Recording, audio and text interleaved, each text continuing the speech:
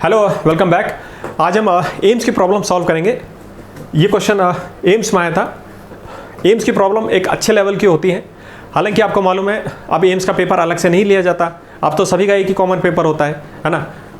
तो यहाँ पे समझने वाली बात यह है कि अगर नीट का लेवल हायर होता है तो ये सारी प्रॉब्लम्स एग्जामिनर के सामने है, वो इनसे इंस्पायर हो सकता है और ऐसी प्रॉब्लम्स आ सकती हैं। ठीक है, तो आपको ऐसी प्रॉब्लम ट्राई करनी चाहिए।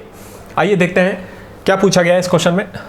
The coefficient of friction between the blocks is 0.5, है ना। ये सेटअप आप देख रहे हो, है ना। इन दोनों ब्लॉक्स के बीच में आपको दे रखा है कोफिशिएंट ऑफ फ्रिक्शन 0.5 दे रखा है। ठीक है, नीचे वाली सरफेस पे कोई फ्रिक्शन नहीं है, वो स्मूथ है। ठीक है, और ऊपर वाली जो ब्लॉक है इस पर एक एक्सटर्नल फोर्स लग रही है 7 न्यूटन की। ठीक है, तो ये सेटअप आपको दे रखा है। अब आपसे पूछा गया है the acceleration of the lower block, जो 5 kg ब्लॉक का क्या एक्सेलरेशन होगा इस सिचुएशन में, वो हमको निकालना है। ठीक है, इस क्वेश्चन में आपसे और भी चीज़ें पूछी जा सकती थी, जैसे कि पहली चीज़ acceleration of the 5 kg block, यानी 5 kg ब्लॉक का क्या एक्सेलरेशन होगा, ये जो चीज़ इस क्वेश्चन में पूछी गई है ना। और आपसे ये पूछा जा सकता था फ्रिक्शन बिटवीन द ब्लॉक्स। इस सिचुएशन में 2 kg और 5 kg ब्लॉक के बीच में जो फ्रिक्शन लग रहा है उसकी क्या वैल्यू होगी, ये भी हमसे पूछा जा सकता है। और आपसे पूछा जा सकता है the maximum force F so that the blocks move together. ये जो ऊपर वाले ब्लॉक पे जो फोर्स लग रही है एक्सटर्नल फोर्स, इसकी कितनी मैक्सिमम वैल्यू हो सकती है कि ये दोनों ब्लॉक साथ में मूव करें। ठीक है, तो ये तीनों तरह के सवाल आपसे पूछे जा सकते थे। आपको ये सब तीनों सवाल आने चाहिए, क्योंकि हो सकता है आने वाले सवाल में ये बाकी के क्वेश्चन पूछे जा सके। ठीक है, तो आइए इस प्रॉब्लम को ट्राई करते हैं और कुछ कंसेप्ट्स डिस्कस करते हैं, फिर आप इसको ट्राई करना, लास्ट में मैं इसका सॉल्यूशन करूंगा। ठीक है, तो आइए देखते हैं। आइए पहला कंसेप्ट देखते हैं, है ना। तो पहला कंसेप्ट ये है कि इस तरीके से सेटअप आपको दे रखा है। 2 ब्लॉक्स रखे हुए, ऊपर वाले ब्लॉक पे 7 न्यूटन की एक्सटर्नल फोर्स लग रही है, दोनों ब्लॉक्स के बीच में 0.5 फ्रिक्शन है और नीचे वाली जो सरफेस है वो स्मूथ है। ठीक है, तो ये आपको सेटअप दे रखा है। ठीक है, अब आप मुझे बताओ कि अपने एक्सपीरियंस से बताओ कि इस तरीके से अगर 2 ब्लॉक रखे हुए हैं, है ना, और ऊपर से आप एक हल्की सी फोर्स लगा रहे हो, बहुत हल्की फोर्स लगा रहे हो। ठीक है, तो क्या ये दोनों ब्लॉक साथ में आएंगे या नहीं आएंगे? आपका एक्सपीरियंस क्या कहता है? आप थोड़ा सोच के बताओ कि आपका एक्सपीरियंस क्या कहता है कि अगर मैं बहुत हल्की फोर्स लगाऊं ऊपर वाले ब्लॉक पे, तो क्या नीचे ये दोनों ब्लॉक साथ में आएंगे, चलेंगे या नहीं, है ना। और ये भी बताओ कि अगर मैं ऊपर वाले ब्लॉक को बहुत तेज़ी से फोर्स लगाऊं, एक झटके से इस पर फोर्स लगाऊं, तो क्या अब ये दोनों साथ आएंगे, है ना। हमको अपने फिजिकल एक्सपीरियंस से मालूम है कि जब मैं ऊपर बहुत ही हल्की फोर्स लगाऊंगा तो दोनों साथ आएंगे, है ना। थोड़ी देर के लिए आए, थोड़ा सा आए, लेकिन साथ में आएंगे। ये जो फिजिकल इंट्यूशन है, ये आपको कैसे मालूम है? क्योंकि इस फिजिकल रियलिटी से हमारा रोजाना इंटरेक्शन होता है ना, बचपन से हो रहा है। तो आपके माइंड को बहुत सारी फिजिक्स पहले से मालूम है। ठीक है, अगर आपने कभी फिजिक्स नहीं भी पढ़ी तो भी अपने माइंड को बहुत सारी फिजिक्स मालूम है। ठीक है, जब आप कहीं से छलांग लगाते हो तो सारी चीज़ें आपका माइंड कैलकुलेट कर लेता है कि भाई कितनी दूरी है, कितने स्पीड से कूदना चाहिए, है ना। तो बहुत सारा एक्सपीरियंस है आपको, यानी आपको पहले से मालूम है कि अगर मैं हल्की सी फोर्स लगाता हूँ तो दोनों ब्लॉक साथ में चलेंगे। ठीक है, और आपको ये भी मालूम है कि अगर मैं बहुत तेज़ी से फोर्स लगाता हूँ तो फिर 2 kg का ब्लॉक तो एकदम से अलग आगे चला जाएगा और वो नीचे वाला वहीं रह जाएगा, है ना। ये सारी चीज़ें आपको पहले से मालूम है। ठीक है, अब अपन देखते हैं अगले स्टेप में कि देखो 2 kg ब्लॉक को तो आगे कौन लेके जा रहा है, ये एक्सटर्नल फोर्स लेके जा रही है। तो ये चीज़ समझ में आ रही है ना, कि 7 न्यूटन की वजह से वो आगे जा रहा है। लेकिन सवाल ये है कि 5 kg का ब्लॉक आगे कैसे जा रहा है, ये समझने वाली बात है। ठीक, ओके।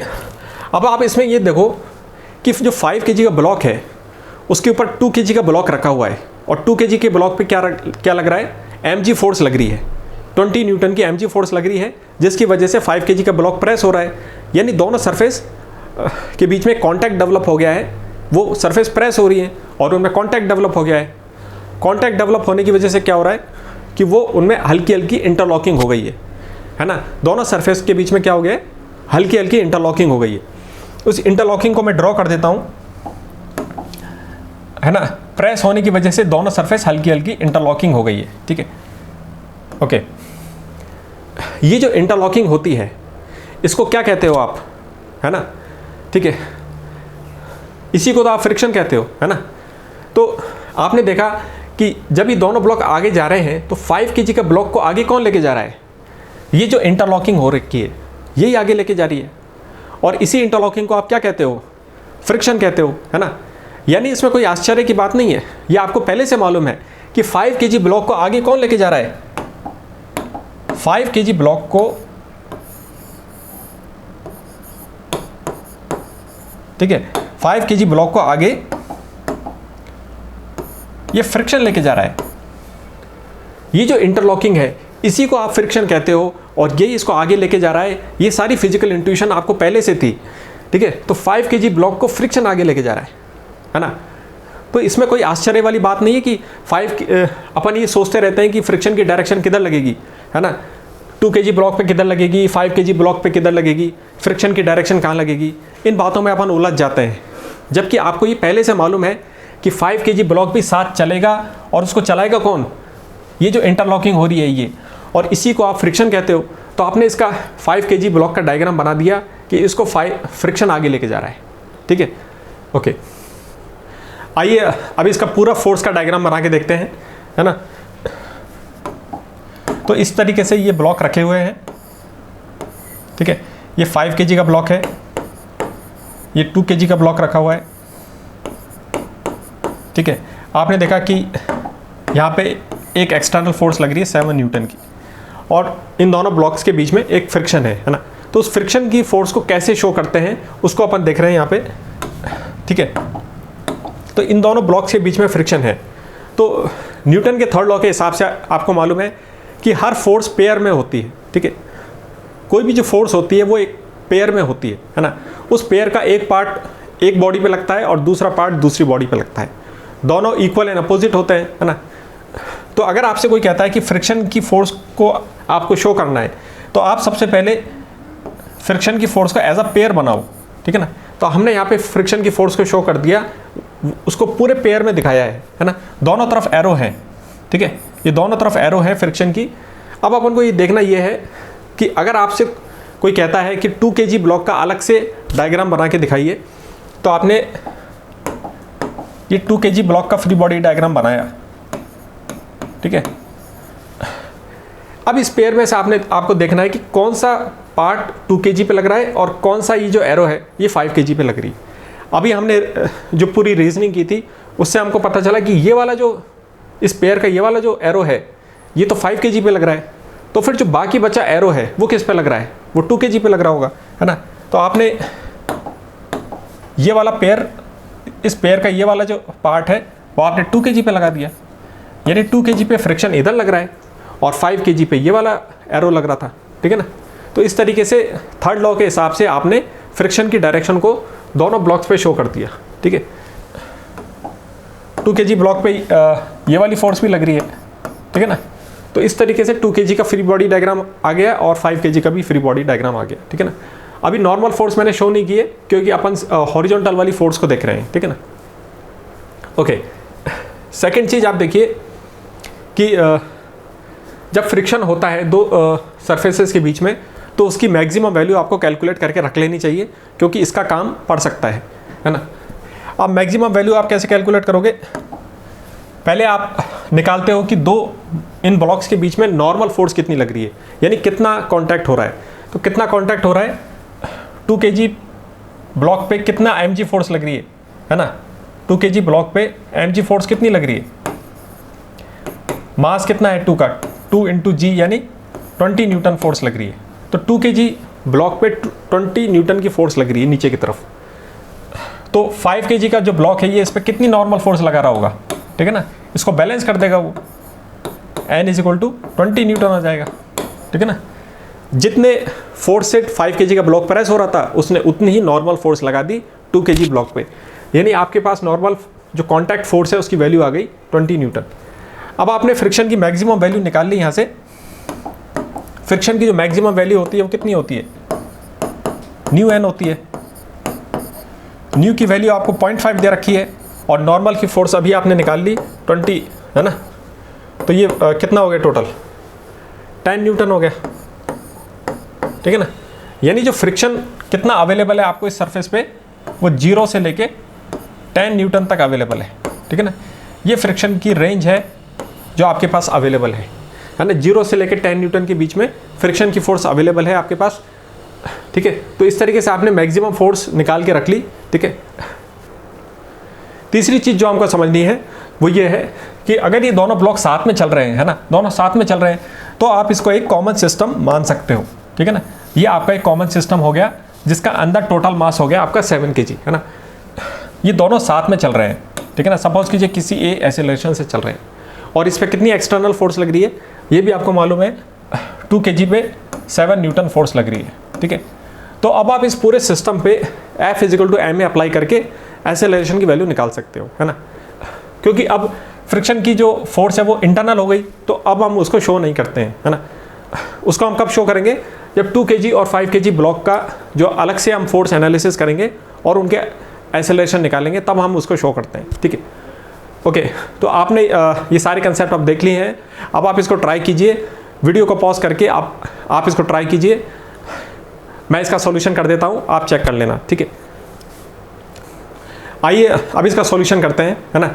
तो ये सिचुएशन है, ये दोनों ब्लॉक इस तरीके से रखे हुए हैं और ऊपर वाले ब्लॉक पे 7 न्यूटन फोर्स लग रही है ना।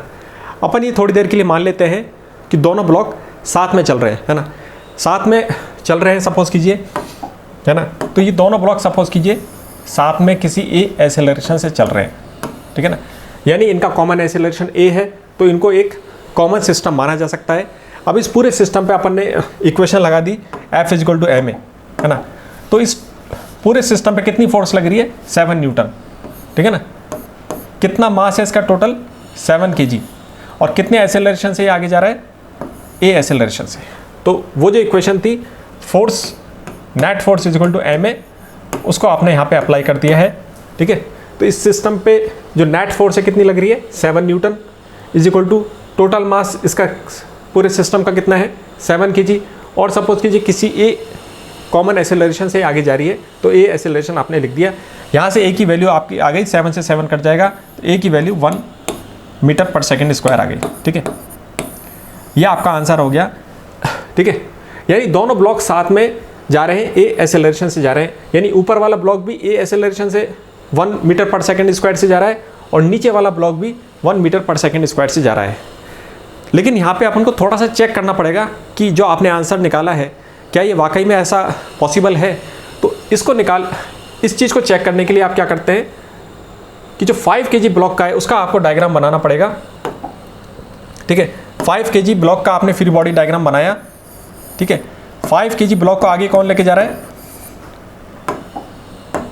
फ्रिक्शन फोर्स आगे लेके जा रही है। जैसा हमने देखा था कि 5 kg ब्लॉक को आगे फ्रिक्शन लेके जा रहा है और इसका एक्सेलरेशन हमने निकाल लिया कि कॉमन एक्सेलरेशन 1 आ रहा है, तो 1 एक्सेलरेशन से ये आगे जा रहा है, ठीक है। तो इस पे अप्लाई करके देखते हैं कि फ्रिक्शन की वैल्यू कितनी आती है, ठीक है।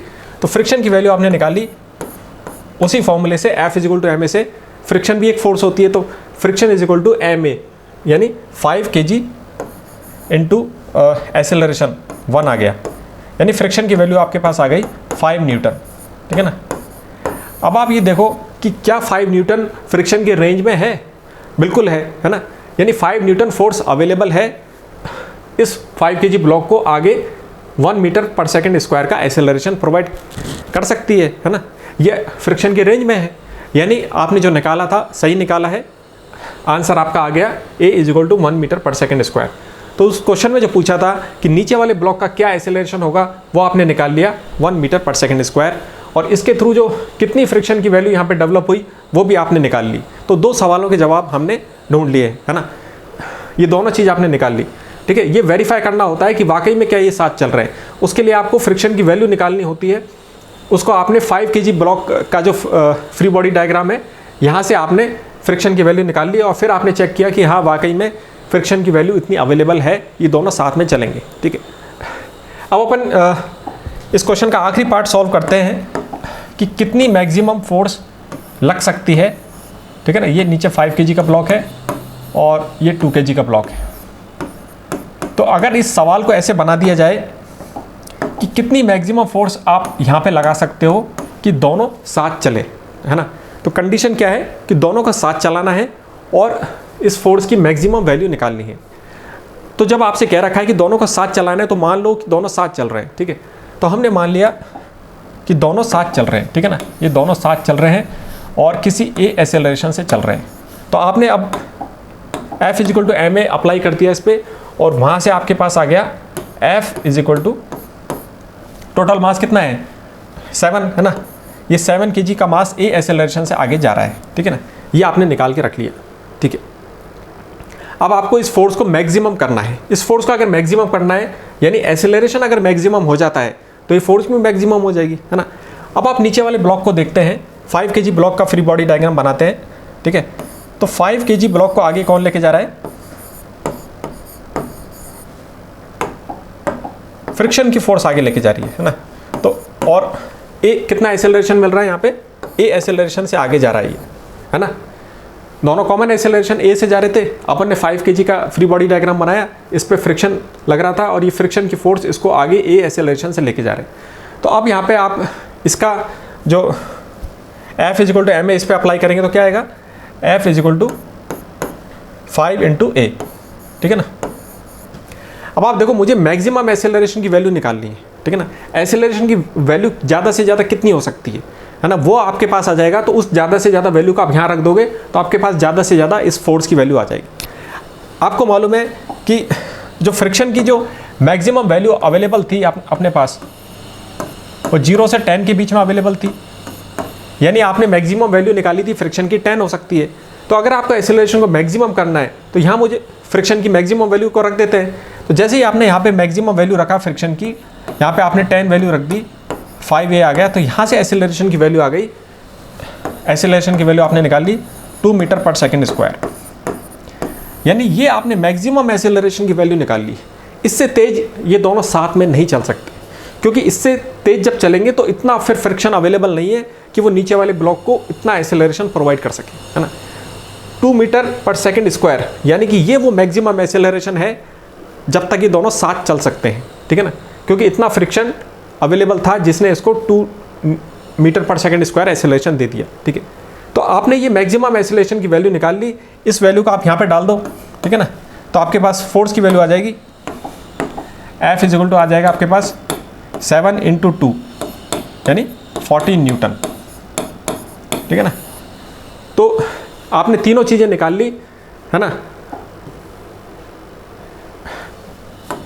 पहली चीज़ हमने निकाल ली, ठीक है। तो आइए उस पर चलते हैं क्वेश्चन पे, है ना। तो पहला जो सवाल था acceleration of the 5 kg block, वो आपने निकाल लिया कि 1 मीटर/सेकंड² आ रहा है ना। अगर 7 न्यूटन की फोर्स लगती है तो ये दोनों का हमने कॉमन एक्सेलरेशन निकाल लिया था, तो उसके हिसाब से एक्सेलरेशन की वैल्यू आ गई 1 मीटर/सेकंड², ठीक है। तो ये आपका आंसर हो गया, ये वाला आपका आंसर हो गया, ठीक है ना। ओके, दूसरा जो सवाल था कि फ्रिक्शन दोनों के बीच में कितना होगा, उसकी भी वैल्यू आपने निकाल ली थी कि जब इस वाली सिचुएशन में हमने फ्रिक्शन निकाल लिया था यहाँ पे कैलकुलेट करके, वो 5 न्यूटन आ रहा था, ठीक है ना। तीसरा जो सवाल है कि कितनी मैक्सिमम फोर्स लग सकती है, तो आपने उस पूरे को कॉमन एक्सेलरेशन से चलाया और वहाँ पे आपने एक्सेलरेशन की मैक्सिमम वैल्यू निकाल ली, है ना। फ्रिक्शन की मैक्सिमम वैल्यू रख के आपने एक्सेलरेशन की मैक्सिमम वैल्यू निकाल ली और फिर वहाँ से आपने देखा कि जो फोर्स की जो मैक्सिमम वैल्यू हो सकती है वो कितनी है, 7 × 2 यानी 14 न्यूटन हो सकती है। तो इन तीनों सवालों के आपने आंसर निकाल लिए हैं, ठीक है। तो इस पूरे क्वेश्चन को आप दोबारा से देखना किस तरीके से अपन ने कंसेप्ट्स डेवलप किए और उनको कैसे अप्लाई किया और अपने आंसर को किस तरीके से चेक किया जाता है फ्रिक्शन के अंदर, ये सारी चीज़ें आप चेक करके इसको दोबारा से एनालाइज करना, ठीक है। ये पूरा जो अपन ने एनालिसिस किया है ये इस तरह की जो भी प्रॉब्लम होगी उसमें आपको हेल्पफुल होगा। So thank you for today, see you next time, okay, thank you.